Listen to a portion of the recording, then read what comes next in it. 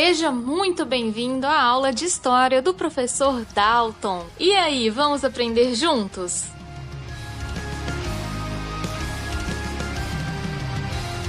Bom dia, boa tarde, boa noite, começando mais uma aula de História. Sim, eu, professor Dalton, eu sempre vou fazer isso em todas as aberturas, eu não sei em que momento do dia ou do espaço, onde você está assistindo essa aula nesse exato momento. Lembrando, as aulas de História começam sempre com 2 recados. Sim, você sabe, mesa, local confortável, não serve a sua cama, não serve o seu sofá, e o seu caderno para anotações. Galera, aprendam a fazer as anotações. Eu não quero resumo, eu não quero que você pegue o texto e você resuma o texto. Eu quero que você anote o que foi explicado.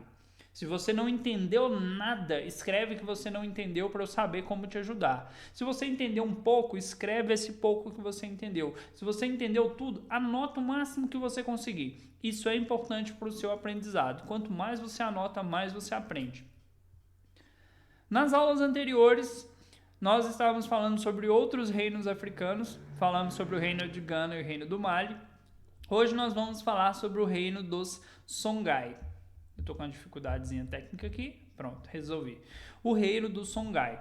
O reino do Mali, ele vai entrar em decadência, ele vai começar a sofrer um processo de declínio e um outro reino vai acabar se tornando o dominante nessa região. Quem vai se tornar o dominante vai ser o Gao, o reino do Songhai, Gao foi um estado localizado às margens do rio Níger. A gente tem o rio Níger nessa região, bem aqui assim.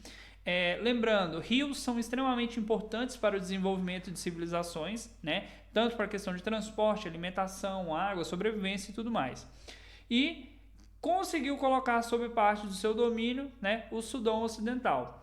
Aqui a gente vai falar de uma região próxima ao deserto do Saara. Lembra que eu falei do maior deserto do mundo? Aqui, o deserto do Saara, onde ficava parte do reino do Mali. Beleza? Seguindo. O período anterior a Suni Aliber, pouco se sabe, pois as fontes são raras, mas que respostas temos perguntas. Qual que é o grande problema sobre esses reinos africanos? Como eu citei para vocês na última aula, eles não têm a cultura escrita como uma principal fonte. Eles têm os griots ou griotes, como eu falei na outra aula. O que são os griotes? São as pessoas responsáveis por passar a história oralmente. Então, se eu tenho um povo e esse povo foi exterminado, se aconteceu alguma coisa, uma guerra e tudo mais, eu posso perder todas as informações sobre um povo, beleza? E aí ele continua. O reino de Gao, devido à sua localização, próximo ao rio, se tornou um entreposto entre a região do Egito e o Atlântico, em outras rotas. O que é um entreposto? Imagina você que as pessoas vão sair de um determinado ponto do Egito, vão até essa região Songhai, daqui eles vão continuar a viagem para outro local. Isso é o que eles chamam de entreposto. E durante muito tempo, a gente vai ver nos próximos capítulos aí que os europeus tiveram um contato direto com esses povos africanos nesses entrepostos. Eles saíam de Portugal, iam até um determinado ponto da África, de lá eles iam para outros pontos no litoral. Isso foi fazendo com que o comércio com essa região fosse tornando cada vez mais ativo. Ele continua aqui. Quem dirigia esse reino era o Dia, ou Zá, seria uma referência para rei, enquanto lá no Mali era o Mansa, aqui vai ser o Dia. Um grupo formado da miscigenação do Songhai com os berberes, que são os povos nativos dessa região. Um evento importante foi a conversão no século XI do Dia Kossoi ao islamismo, mesmo que o povo continuasse fiel às suas práticas. Conteúdos estão interligados, preste atenção. Falei para vocês nas outras aulas que outros reinos africanos também se tornaram muçulmanos. Uma vez que eles se convertem para o islamismo, o governante tem uma religião oficial e, em alguns casos, ele não obriga as outras pessoas à sua volta, os seus súditos, a se tornarem também muçulmanos. Porém, os costumes dos povos muçulmanos são diferentes dos costumes dos outros povos da África ou até da questão dos povos do Ocidente aqui, Então a gente vai ver que muitas coisas vão começar a mudar dentro dos reinos africanos. Ele diz, por exemplo, aqui, no século XIII, os Mandinga conquistaram Gao E Mansa Musa, quando retornou do Cairo, construiu uma mesquita e fez muitas reformas na cidade de Gaô, que a transformou numa bela cidade e importante ponto comercial. A gente vai ter o Mansa que tornou lá o ouro, desvalorizou o ouro, que eu citei na outra aula, passando por essa região, dominando esse povo nesse período específico do século XIII, pegando a sua cidade, reconstruindo e fazendo uma mesquita.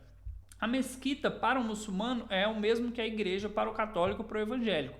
É um local de orações.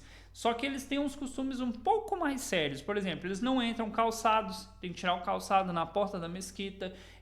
As mulheres não podem entrar na mesquita se não for com o rosto coberto, com a cabeça coberta.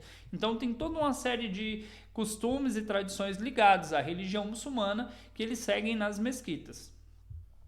Seguindo, cadê? Aqui, ó. No século XIV, Gaô tornou-se independente, ou seja, não estava mais sob o controle do Mansa Musa. E a nova dinastia que assumiu foram os Sunni, provenientes de Kúkia. Os nomes diferentes, a gente não vai se apegar a eles. Eles eram guerreiros e começaram a expandir o território para o leste em direção a Mali e conquistaram aldeias que forneciam escravos para o Mansa, dentre outros locais. Como eu citei para vocês lá no comecinho do texto, o Império do Mali ele foi entrando em decadência porque os reinos que compunham, as cidades que compunham o Império do Mali começaram a entrar em choque. Eles não aceitavam o comando que estava acima deles e eles não tinham um acordo necessariamente entre eles. Como isso fez com que o reino se enfraquecesse, o reino Gaô, ou Songhai, que é o que a gente está discutindo agora, vai se aproveitar para dominar essas cidades. E aos poucos eles vão dominar esse comércio também de escravos. E aí vem um tema complicado, mas vamos devagar nele. Dentro da África existia escravidão, beleza? Porque a gente fala muito assim, os portugueses escravizaram, os espanhóis escravizaram, sim. Houve escravidão negra por parte dos europeus, mas dentro da África já existia escravidão muito antes da chegada dos europeus. Entendeu aí? Se perguntar para você, existia escravidão de negros africanos antes da chegada dos europeus? Sim ou não? Você já sabe a resposta. Por que é importante destacar isso? Porque muita gente vai falar aí da participação dos europeus, mas esquece que dentro da África, dentro do continente africano, já existia escravidão. Beleza? Seguindo. Aqui, ó. Com Sunni Alibert, os Songhai atingiram o seu apogeu, ou seja, estavam no máximo da civilização. Declínio, queda. Apogeu, subiu aqui, está na melhor fase. Um aspecto importante é quando um rei chegava ao poder em Gaô, recebia um selo, o Alcorão e uma espada. O Alcorão é o livro sagrado, tá? Você não pode pegar no Alcorão com as mãos sujas, você não pode pôr o Alcorão no chão. Beleza? É um livro. Do mesmo jeito que a Bíblia é importante para o católico, evangélico e outras religiões, o Alcorão é extremamente importante para o muçulmano. São as palavras do profeta Maomé. Seguindo. Sunni Alibert, que governou no final do século XV, mudou o tipo de política adotado de pilhagem, modificou para territorial. O que seria isso? Pilhagem é eu vou até uma cidade, eu invado a cidade, tiro tudo que é riqueza de dentro da cidade e vou embora. Quando eu mudo para territorial, se eu chego numa cidade, domino aquela cidade, ela passa a ser minha. Só que aí ela vai fazer parte do meu reino, então eu vou começar a agregar ao meu território, fazendo com que ele se torne cada vez maior. Esse é o conceito de reino. Quando eu tenho um outro território, que não é necessariamente ligado fisicamente ao meu, agregado aqui. Faz parte do meu território, apesar de não estar junto. É um reino. Ele possuía sob o seu poder um experiente grande exército composto por barcos e infantaria. Esta medida aumentava na medida em que ia vencendo, pois os soldados vencidos eram incorporados ao exército. Aqui é uma tática bem antiga. Conquistou um povo, parte dele vai ser escravizado, parte dele vai trabalhar para aquele que conquistou. Então ele pegava soldados, pegava escravos, pessoas para trabalhar. Conforme ele ia vencendo batalhas, o seu exército ia ficando cada vez maior. Vocês estudaram no sexto ano sobre os persas. Os persas faziam isso. Eles iam acrescentando no seu exército cada vez mais povos que haviam sido derrotados por eles. Então era um exército composto de várias pessoas, de vários estilos diferentes de batalha, de regiões diferentes da região lá do Oriente, né? Muita gente diferente.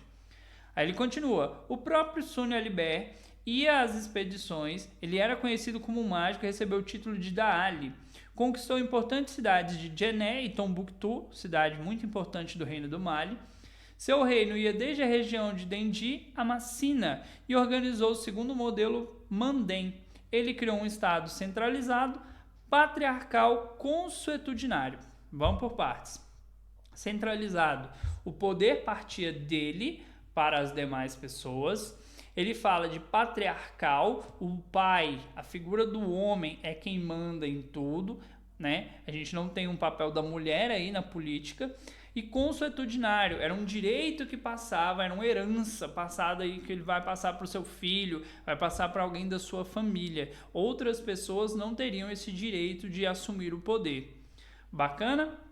Eu vou pular um pouquinho aqui agora, que eu quero falar um pouquinho da parte da religião. Isso aqui vai estar no texto de vocês, tá? Preocupa não, vai ter muita coisa para vocês lerem. Cadê? Onde está? Só um momento, gente. Finge que eu... Aqui, vamos lá. Aspectos culturais e religiosos. É porque não tem edição no vídeo, aí você tem que esperar esses segundinhos do professor pulando, tá? Como eu falei para vocês, o islamismo no Sudão Ocidental foi aderido, de fato, por alguns e por outros de maneira relativa. No entanto, a maioria dos songais continuaram ligados à religião dos ancestrais. Uma coisa que a gente tem que entender... religião a gente não pode criticar. Religião a gente tem que tentar entender. Porque o que é comum numa religião pode ser totalmente diferente na outra. E às vezes uma palavra que soa estranha numa religião, para eles é algo extremamente comum. Então, assim, por mais que os governantes do Songhai tivessem se convertido para o islamismo, eles ainda estavam ligados a essas religiões ancestrais, que vão ter deuses, que vão ter nomes de espíritos, que vão ter palavras que parecem diferentes, mas calma, é uma religião específica de um povo daquela região. Ah, mas a minha religião é melhor. Religião é fé, cada um tem direito de ter a sua e defender a sua, seu ideal, seu ponto de vista. Então a gente tem que aprender a respeitar. Vamos lá. Os songais cultuavam os Oli e os espíritos da natureza da região. Esses poderiam favorecê-los. Várias eram as divindades e dentre elas estavam o Arak-Dico e o Dongo, o primeiro do rio e o segundo do trovão. Uma característica que a gente tem desses povos, tanto da África quanto os povos da antiguidade, são deuses, ou entidades religiosas ligadas aos elementos da natureza. Por quê? Porque eles têm uma vida muito dependente dos elementos da natureza. Chuva, sol, aí você tem a colheita. Cada elemento da natureza influenciava diretamente a vida dessas pessoas. Por isso elas vão associar as suas divindades, os seus deuses, a esses elementos, ok? Então ele tem uma ligação da religião com os elementos da natureza, porque os elementos da natureza influenciam diretamente na sua própria vida. É como se você, o Deus Sol. Hoje você olha assim, o Sol é normal, mas a gente consegue gerar calor sem o Sol.